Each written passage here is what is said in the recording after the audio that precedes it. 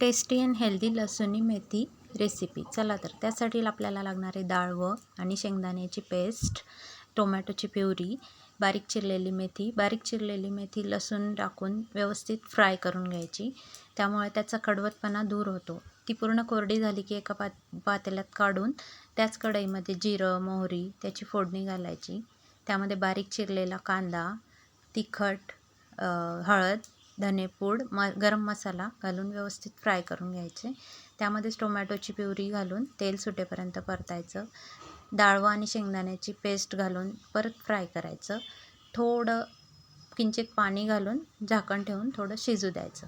त्याला तेल सुटायला आलं की त्यामध्ये कसुरी मेथी, बटर घालून परत 2 मिनटं झाकण ठेवून परतून घ्यायचं. तेल सुटलं छान की त्यामध्ये आपण परतलेली मेथी घालून चवीनुसार मीठ घालावे आणि सर्व करावी.